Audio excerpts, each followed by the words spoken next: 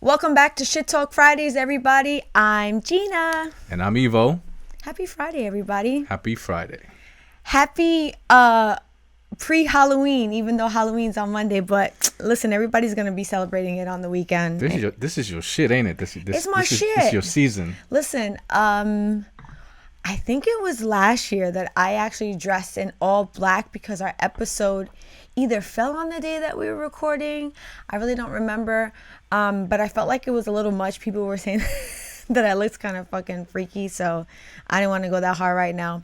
So I thought I wear the kitty ears and call it that. But if you want to check out my makeup for Halloween, I'll post it on our social. But let's cheers. I mean, why don't you just plug it in real quick for the YouTube viewers? Oh, our Instagram is ST Fridays. No, your artistry page. Nah, I'm not doing that. No? No, I'm good. All right. Yeah, try to put you out there. That's okay. I like to keep shit separated. No, it's all right. Got to keep it separated. Got to keep it separated. But yeah, so let's go ahead and cheers. Yes, let's cheers, even though I already drank. Sorry. Of course, because Evo's rude as shit. You know what it is? No, what is it? Tell me. It's an impulse. It's like a natural reaction. You know, it's like, when you get an itch, you just scratch it. So, when tequila's around, I just drink it. You have lack of self-control. Can I get some support from all my tequila drinkers? I need some backup on this one because you're not gonna get back up on being inconsiderate. You get at me for this, and I just I need some tequila. That's what it's boiled down to. I love how you're trying to silver line it. I'm like that guy, that meme, like that everything is tequila. He's like, "What's your favorite song?" You know that song that goes dun dun dun dun dun dun. He's like tequila. He's like, what do you want your password to be? Can we make it tequila? Anyway, all right. Enough fuckery. Let's get into it. What are we talking about this week? I love the way that the candle's reflecting on the back of your laptop. Yo, that's actually pretty cool. It's kind of in theme with spooky season. So let's get into our topic for La Noche. And this is episode 105. And we're talking about love is hard. Indeed it is. Yeah. So I thought it would be cool to talk about this topic for a couple of reasons. First and foremost, we were just on another podcast called 8 at the Table. Shout out to 8 at the Table for having us. Shout out to 8 at the Table. And, when you kind of watch yourself back on an episode of something, you get like a different feel for it than when it's actually happening. So when I watched the episode, I realized that there were a lot of things that we talked about where we kind of dished out a lot of the hard times that we went through, even though we are still very much in love. And there was a moment where one of the hosts on the show, Rico, says, that's poetic. And I thought I would love for us to talk about why sometimes love can be really hard. And the other thing that made me think about this topic was very recently, a lot of celebrities have been breaking up and it's been making news. And I felt like it was more than usual than, the here or there that you hear, because, that shit always happens. But yeah, because honestly, I kind of feel like that if anybody has it hard, as far as like being in love, it's celebrities. Like, that's my personal opinion. Because like their love for each other is put under the spotlight. It's under a microscope, constantly being scrutinized. Yeah. So many people that are involved in those relationships, talking into those people's ears and stuff like that. And that's got to be a tough situation to not have outside influences affect your relationship, Yeah, and they have to deal with things like tabloids reporting bullshit about them. I cannot even imagine adding that other element to your relationship. But so some of the celebrities that more recently have called it quits, that I kind of felt like fuck when it happened. I'm gonna start with a couple that when I looked at them, I felt like I saw you and me. And it was because that they were together for 20 years. And it was Lisa Bonet and Jason Momoa. And dope couple. Yeah. And the reason why when I looked at them, I saw us was because, Lisa Bonet's hot. Yes, she is. That's not why. But I tweeted once, when I grew up, I want to be Lisa Bonet, because this woman had Lenny Kravitz and Jason Momoa. Like, she knows what's up. But when I looked at them as a couple, there were a couple things that stood out to me about them that made me feel like, oh, they kind of remind me of us. And one of the things was the way that Jason kind of gushed over Lisa. When in interviews he would be asked about their relationship, and he would be so kind of goofy. You could tell he was in love. Yeah, you could. It was. It looked organic. It was spewing out of him. Yeah, for sure. And there's been many occasions when you have talked about our relationship to people, and you've brought people to tears. Oh man, you know, it just comes from the heart. I know. So does that sound poetic?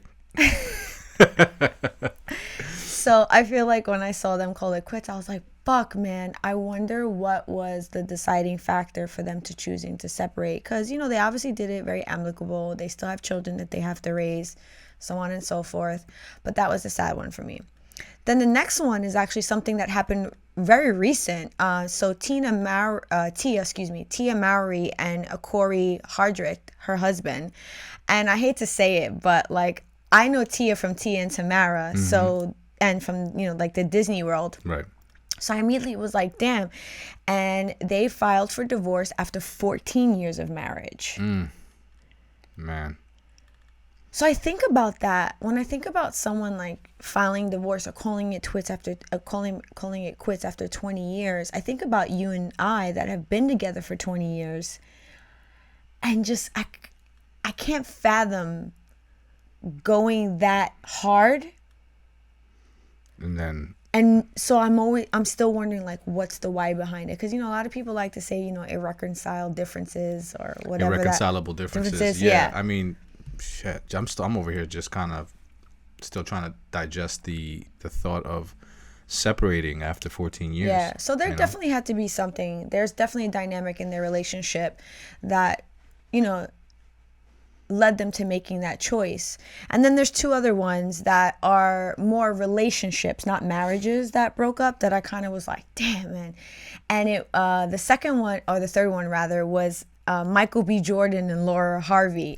And I'm a huge Michael B. Jordan fan, and I'm a Lauren Harvey fan in connection to Steve Harvey. I was just about to say that's Steve Harvey's daughter, right? Yeah. But do you know why I'm like a fan of her? Because of Steve Harvey? No, why? That's not his biological daughter. Oh, no? No, and Steve Harvey, I don't think has ever once called her his stepdaughter or called her anything other than like one of his children and my daughter. He goes hard for her. So I love her through the extension of him. I also think she's fucking hot. So I thought that they were like kind of one of the it couples, one of the hot, especially hot, you know, new black excellence couples. So when they called it quits, I was like, fuck. Another one bites the dust. And then the last one is very recent, and a relationship that was very new that I just found this out. I was actually walking with a friend, and I was saying that we had just finished watching the Joyco special and how much we enjoyed it, and I was like, so I find it so interesting that him and Chelsea Handler are together. My friend was like, no, they're actually not together anymore. And I was like, what? So I looked it up, and of course they are broken up just shy of a year. But what I thought was really still so interesting is that they recorded a like 1 year tribute to each other to celebrate their 1 year anniversary. But since they broke up right before their anniversary, you would think that they wouldn't post it. Chelsea Handler still went ahead and posted the tribute for the 1 year anniversary and dedicated it to Joyco, just saying that, in her words, he bust my heart wide open. So there was definitely still some love there. Leaves you kind of to wonder what happened, right? So again, the question still remains, why? What makes a person in a relationship, or two people in a relationship, decide to say, this is too hard? You know, that's a great question, Jeanna. I bet it is, Ivo. Yeah. So, the mystery question, right? Like, why is it so difficult? So falling in love is like the exciting part, but staying in love, obviously, in this case, is the hardest part, especially with all the examples that you just gave. So I looked into it a bit, and what I found is that one of the most common reasons why it's so hard to stay in love is the commitment and the upholding of it. Now, people bailing out on the death do you part shit. Yeah, right. It sounds like real simple, right? Oh, it's just commitment and upholding, right? But doing that in a relationship can be very difficult, especially if one deals with not being able to stay committed to their own personal tasks, their own personal goals. If you're the type of person that struggles with these things, then you're going to have a hard time committing into a relationship. It's kind of the gist of what I got to. Yeah. So that makes a lot of sense. Yeah, I mean, it really does. And I feel like people don't connect the two the way that they should. It's a lot that has a lot to do with self-reflecting, right? You have to understand yourself as a person, not being one to really see through your own goals to understand that you might have a hard time committing to goals with another person. Yeah, there's something deeper there that needs to be dug up. Yeah, so my suggestion to the solution to this problem or this issue would be to practice using the commitments that you did complete in your life, reflect on those, and try to remember the energy that you put into those commitments, the ones that you saw through. What type of dedication did it take to really complete that? And that should give you some type of insight, the type of commitment that you should be bringing to the relationship. You should be bringing to the table. You should be. I was trying to avoid saying that, right? Because it's like, now what do you bring to the table? Tip of your tongue.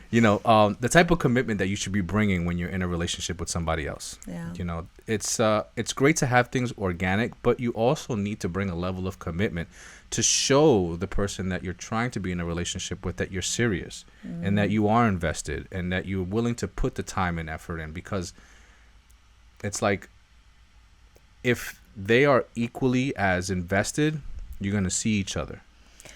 Why do you think that someone is willing to back out of a commitment when it comes to a relationship, in like a marriage? Whether they're in a good place or a bad place. Actually, no. Because if they're in a good place, there's been times, I'm going to use myself as an example. There's been times that I've committed to things and I've been in a good place with it, and I still have failed at adhering to that commitment. So an example would be fitness and eating healthy.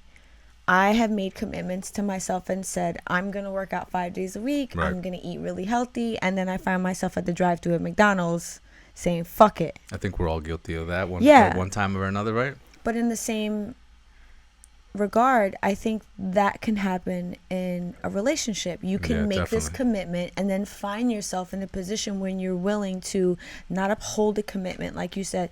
What do you think is a reason for someone to do that relationship wise? Because like for me, it was the craving of junk food. Right. Well, I think that the difference in someone really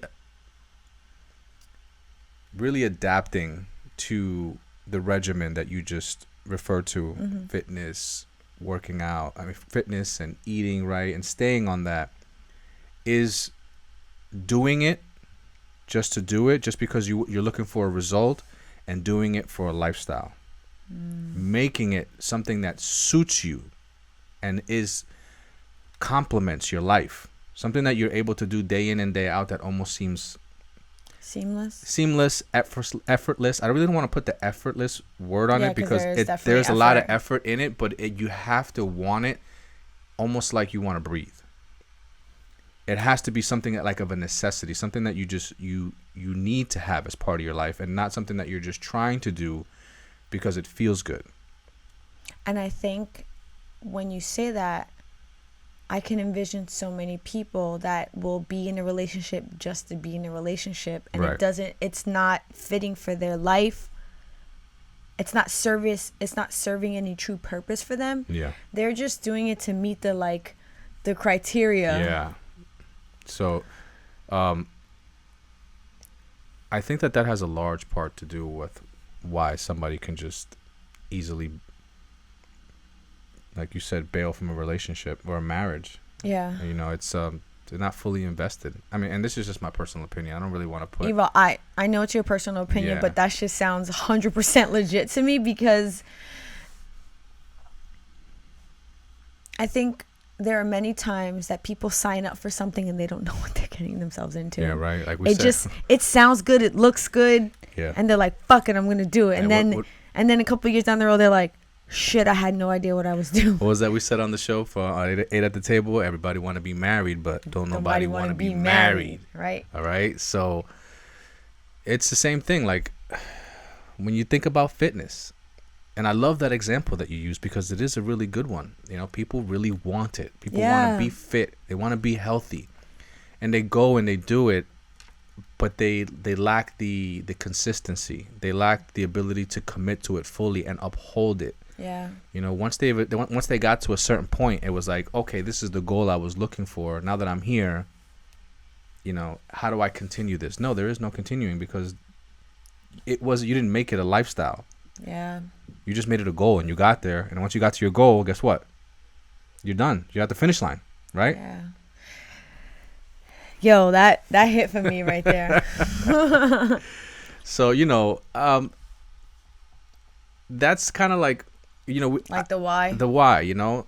Yeah, that's the why. You know, so what we did was we wanted to talk about like the who, what, where's, and whys of the situation. So, what makes staying in love hard? That's a good one. And there's many different reasons as to why. Yeah. My personal belief is blind trust, right? Uncertainty where relationships stand at certain points can be terrifying. You know, being able to trust somebody blindly, I think, is a risk that not many people are willing to take, because it involves them potentially getting hurt. Why do you think, I have an answer in my head, but why do you think that some people are not willing to trust people blindly? Like, what prevents them from doing that? I believe, you know, previous experiences. A lot of people will bring previous experiences into their current relationship and allow them to foreshadow the current situation that they're in. And the ability to trust blindly again is difficult, especially after you've been hurt. But I believe that, how do I put this? I believe that taking a risk is worth the reward. You know, and I know it's easier said than done, but some of the greatest success stories came from countless failures, and it seems like that is the recipe. You know, when you think about some of the most successful things that have come in this world, Or people too. people's success, people, you know, not many realize that there was a ton of failure that came behind that, a ton of pain, a ton of hurt, you know, a ton of heartache. And it wasn't until it was because those people never gave up. They kept trusting the process. They kept believing in themselves that they deserved better, that they had something great to offer. Yeah. And that somewhere somebody would see it, and somebody would give them the chance that they deserve. And I feel like that love and relationships are very similar to that. Yes, you may meet someone who doesn't do you right, but does that mean you're supposed to give up? No, these people didn't give up. They didn't give up on their dream.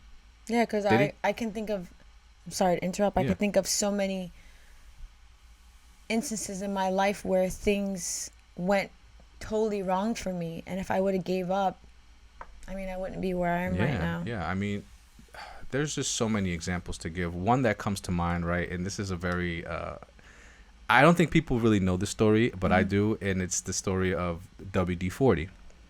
So WD-40, we all know WD-40. Everybody has to have a can of this somewhere in their household. And if you don't, go out and get one. Yeah, go out and get one. But you, like, think about it. Where did the name WD-40 come from?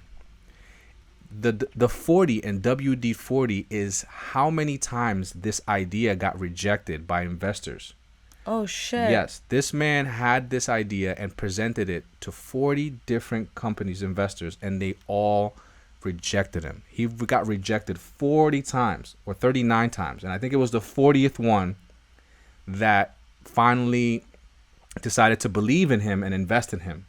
And look at the success that came behind that. I mean, everybody owns WD-40. I actually think that when it comes to applying any sort of lubricant to like anything around the house, I don't refer to it as lubricant. I refer to it as get the WD-40. Yeah.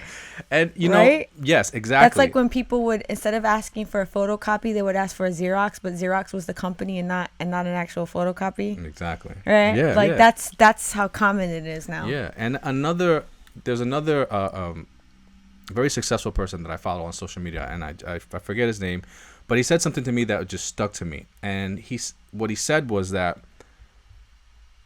success is one of the most strangest things to be congratulated on, right? Because everybody wants to congratulate you on your success. Oh no, I'm sorry. He said success is like getting pregnant.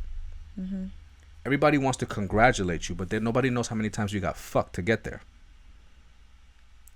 And it was so blunt, and it was so like, but at the same time made so much sense, because in your lifetime as a woman, how many times as a woman had to have sex to eventually get pregnant? How many there's women that deal with that on a very difficult level and they get pregnant, right? And then at the end it's just congratulations. I'm slightly bothered by that statement, but go ahead. I'm not going to get into that. I know that you would be, right? But I felt I like get the gist of it. Yeah, I felt like it was important because success is like that. You know, you get congratulated on, oh my God, you're so lucky. Oh my God, you know, you're like, it's so, your success is so, anyway, you know what? I diverted. I diverted from the point. But when I think about this blind trust, the uncertainty of being in a relationship and applying trust to somebody that when they go out into the world, you don't know what's happening. My immediate thought that comes to mind is religion. I think about how many people put blind faith and trust into something that they've never seen in their whole life. Yes, absolutely. They have a book and maybe somebody that is, teaching them about things that are written in the book to help them, guide them through their faith. But there are many people that are devout to their faith. It's a blind trust. They're bonding with something in a way that they're saying, I'm putting my faith in this in hopes that it's going to be, good for me and guide me in life. And I think the same thing would happen in a relationship when you partner up with someone that you feel like you have this connection with. You put that blind trust in them. Yeah, absolutely. I mean, at the end of the day, if you're not willing to take a chance on the person that you're trying to build a relationship with and offer them some blind trust so that they can go off and do the right thing by you and come back with your trust and show you that, you can trust them. Without that process, there is no building of trust. I think that you have to go there. You need that experience, Yeah, I would agree. So, but that's a difficult part. That's a very difficult part of falling in love. So, and just to say real quick, because I am bothered by it, that statement, of course, something like that would come from a man because they know nothing about what it takes to. It came from a man. Become pregnant. And he's a very, he's a very vulgar and very tough, raw-spoken billionaire. And great, that's good for him. And he's just known for being like that. Okay. Now, what makes staying in love hard? No, you already said what makes it hard. You said blind trust. Oh, you are correct. Thank you. So next up is who makes this hard? All right. And I think the answer is pretty simple. People. People are people, so what would it be? You and I should get along so honestly. And if you know where that lyrics from, you my people. Yeah, so and thank you for that. That was a nice little cut like there. That? Yeah, absolutely. I love Thanks. it. We into the 80s songs, right? It's from the 80s. I just said to the audience. You said, do you know who? Yeah, I said, and if you know where that lyrics from, you my people. I know you know. They don't know. I didn't say when you said where it's from, I thought you meant the artist. No, I said if you know. Yes, but I'm not addressing you. I know you know where that's from. Evo. Okay. All right. So I would love someone to comment and be like, "Oh my God, I know where that's from." Getting back to the show. Thank you for that for that little intermission. People make it hard, and I believe people make it hard for each other because there's this thing that people go through when they get involved in a relationship, and that's what I call the infatuation stage. Yeah. I think everybody calls it that, right? Yeah. Well, the funny thing is the reason why people make this hard is because they don't realize that they're in an infatuation stage. They start dating, everything is great. They really like each other. They're making so much time for each other, doing all of these extra things and putting their best foot forward and going hard at the beginning. I think everybody does that. I'm guilty of it. I'm sure you are. Anybody listening, I know. I don't know what Evo's talking about. Yeah, I'm sure. I'm the same exact woman that I was 20 years ago. Don't even try it. All right.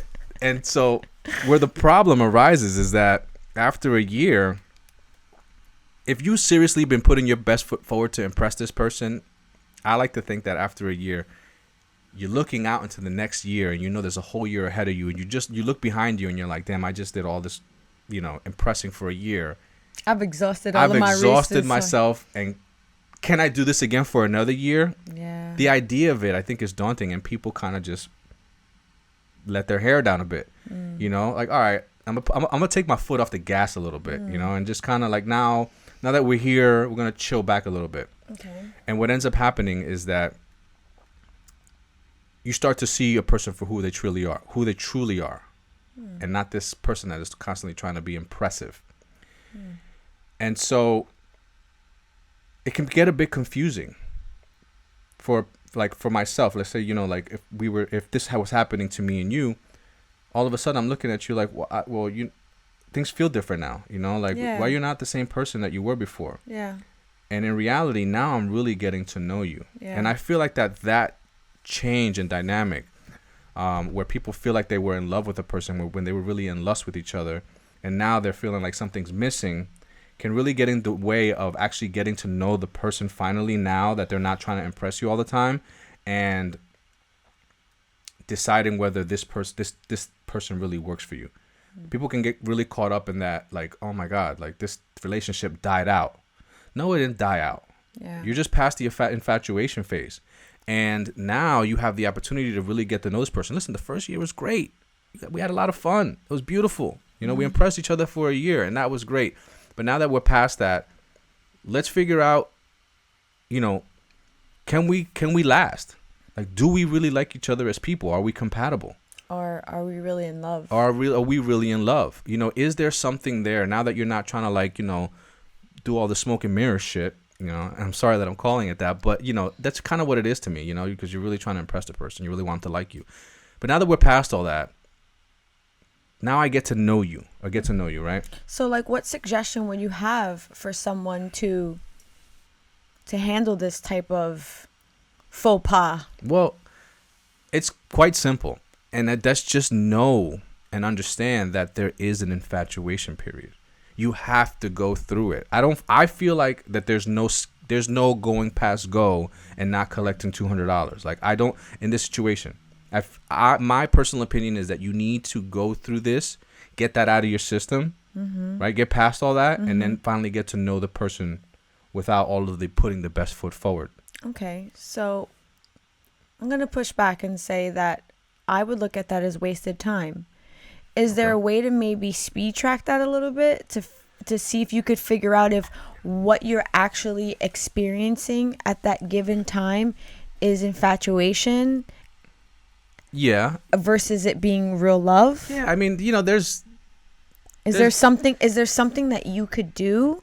Because when I think about our relationship and how it started, I feel like that is maybe some advice that you could give. Well, through my trials and tribulations, like to help you to get through that. Absolutely, there is something to do that you can do, and it's what I did, right? So one thing that you can do is, I feel like at some point within that first year, if you really feel like things can, if you're seeing yourself with this person past 1 year, is have at some point have a serious conversation and maybe ask the person, like, how do they see you? You know, do they see where, do they see you as something like Like, long who am I term? to you? Who am I to you? Yes, thank you. And see where that goes. Another thing that you can do is, which is what I did after many failed relationships of rushing into it and putting a label on things, is don't put a label on it. Don't rush in to be boyfriend and girlfriend. Like, we dated for 9 months before I officially asked you to be my girlfriend. And I think that was very helpful for the infatuation phase, because we were very much infatuated with each other within that year. For sure. So, like, I just want to be clear that when we say, or you say, that we dated for 9 months, I want people to understand that the rules of that dating were very clear. Yes, they were. So I think a good rule of thumb is to put your cards on the table as to how you would like to go about dating someone. So for you and I, you know, the way that we set up the parameters is as far as how we were free to date other people. Yes, we were during this time. Yeah. During that time. Yeah. That may not work for everybody, but that didn't mean that the time that we spent together was any less valuable. When we were together, we did make sure that each other felt special. So I think I've also heard of people doing things like this when they're, you know, dating someone, they choose to be monogamous to that person. That may be a way that you want to approach it.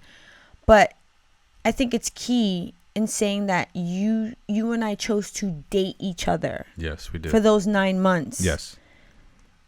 And that gave us time to get to know each other.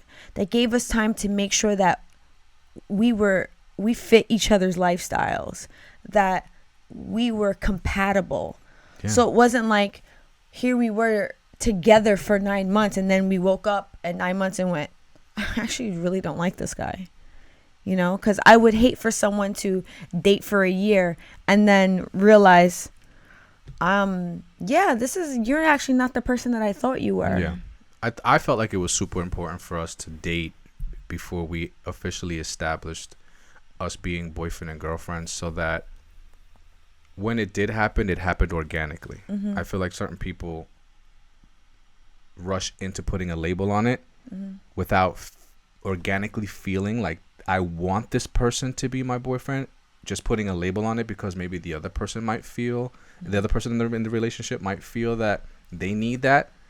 I was more concerned about what made me feel comfortable as far as like having that label and then addressing that at that time. It happened to be 9 months into our relationship. And the wonderful thing about that was that once we established that 9 months in, here we are 9 months in, feeling fresh and brand new, because now we're boyfriend and girlfriend. Now we have that. We've agreed that we have that title and we're going to move forward. And we went into our second year like newlyweds almost, because we had this new title and we went into it with this new excitement. You know, when people establish that early on in the relationship, 2-3 months in, we're boyfriend and girlfriend, and I just feel like it really takes away from something special that can develop later on in the relationship. So that's my suggestion. So then let's just move on to the when. Okay, so when does loving someone become hard? Honestly, I feel like it never ends. I would 1000% agree with that. Because we have been together for 20 years and it's not hard every day. No. But it never ends. It never ends. I mean, there's good times and bad times. Yeah, there's good times and bad times, and the ability to hold on tight through the bad times, I believe, is where the foundation of a good relationship is built. If you have two people that are madly in love and they really haven't gone through some turmoil, I believe that in that turmoil is where the relationship is really tested, where the strength of it is really forged. And two people, in my opinion, need to go to that so that when they come out still together, everything else seems like it's nothing, like it's a walk in the park. Peaches and cream. Peaches and cream, yeah. And so to me, those things are very important for a relationship. And when you say that it never ends, I immediately think about you and I, and one of the hardest parts of loving Evo at times is after we've had an intense disagreement. I find myself in a difficult position where it's even hard for me to like you after we've been on opposite ends of the spectrum in something that may be very important to in our lives, and we've obviously had a heated argument about it, and I find myself really angry with you, and the love is not pushing me forward enough to say, okay, you're angry right now, but you love this man. Because love is a sweet word, right? Mm-hmm. But love is hard, and the love is just not going to carry you through. So in those moments, I have to remind myself that having differences is okay. And I even dare to say that it's needed. Okay. Because I would hate for us to be on the same page on everything, because that would be boring to me. I need there to be some opposition. Yeah, we need to have differences. So just as long as we're not disrespecting one another, that is what is essential for me. I've recently started listening to a very famous author. Her name is Brene Brown, and she said something on a podcast that I listened to that was just, it really struck me. She said, at any given time, there can be opposite things that can be true at the same time. So if you think about that, there's been so many times when you and I have had an argument where you're saying something and I'm saying something, but we're not seeing eye to eye, but that doesn't mean what you're saying is wrong or what I'm saying is wrong. So I find myself in those weird predicaments with you where I'm really angry at what you're saying to me. And the love is not pushing me forward to just be like, oh, it's okay, because I don't really think that that's the answer. And those are the moments that I find myself in like this pure discomfort of our love, that I have to reflect upon all of the things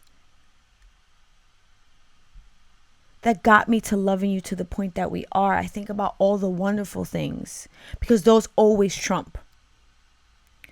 So I think about it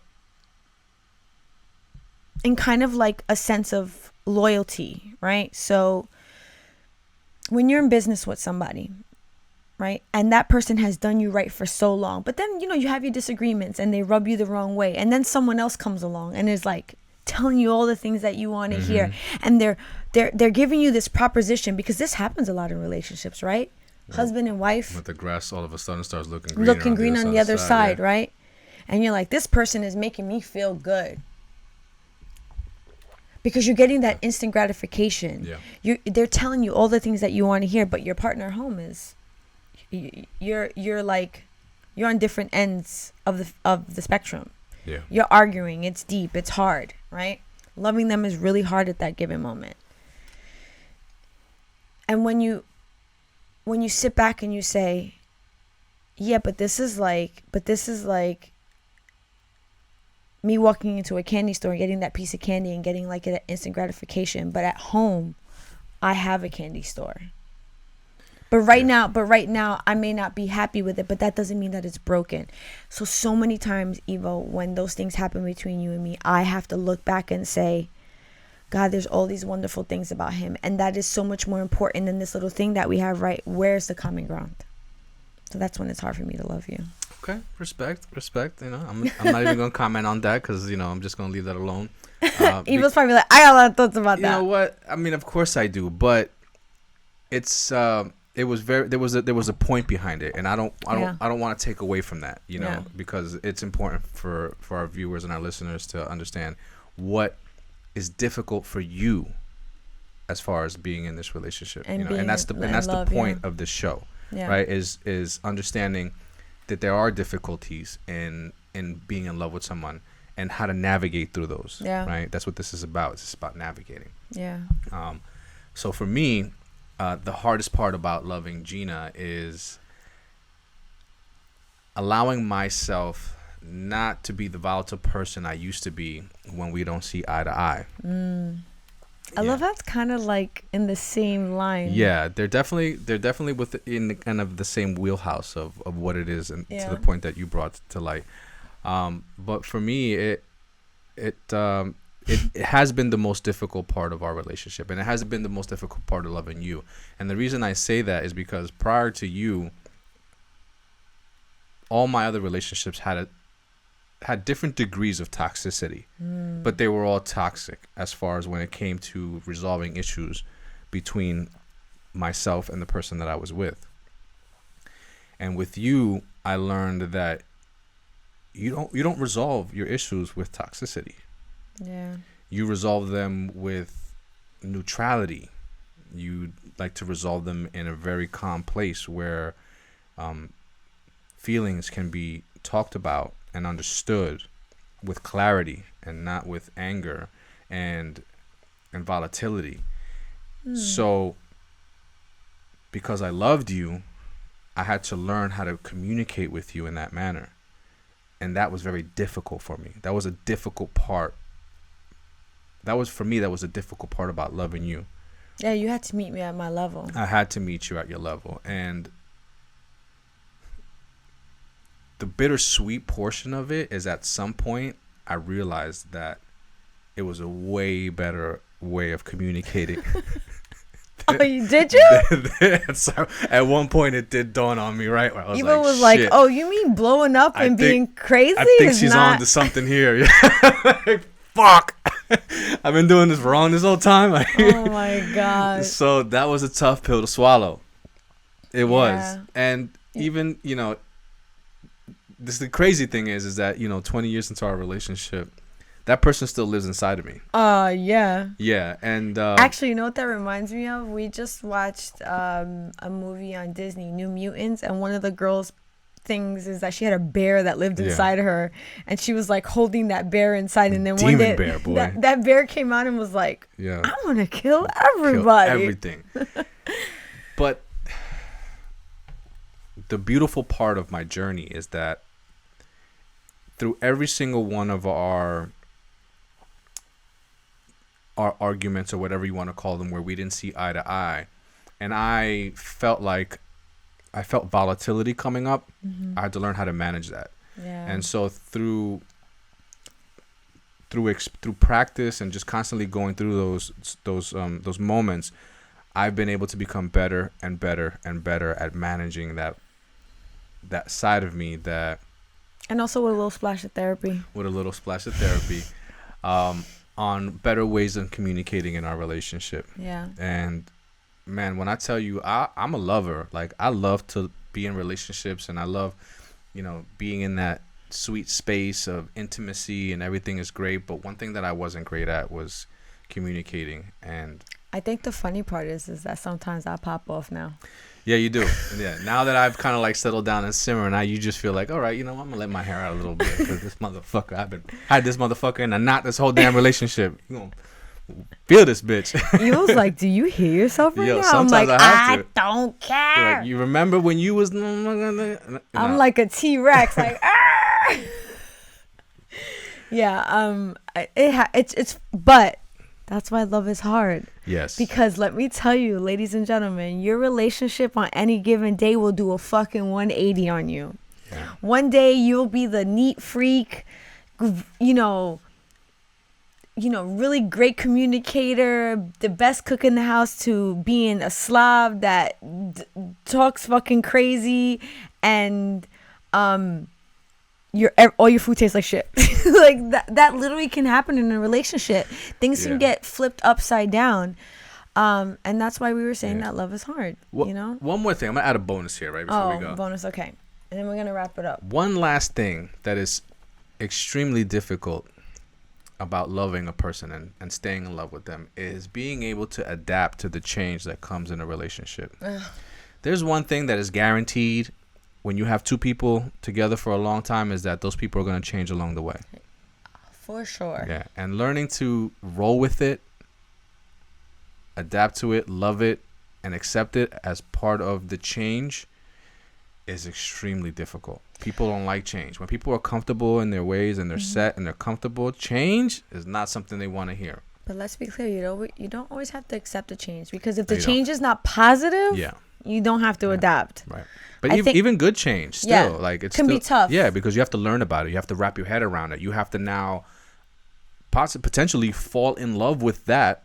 Yeah. In addition to how you already feel, like it can get confusing. Yeah, I think a great example of that is, more than a decade ago, you decided to get really heavy into fitness, and it really turned our life upside down, because you had this new commitment that you built into our relationship that I had to adapt to. It wasn't you just coming home and sitting on the couch with me.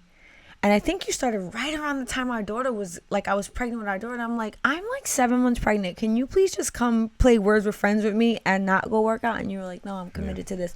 But trust me, I will have that time for you. I thought that, that's a very prime example of something positive that you're implementing into our life.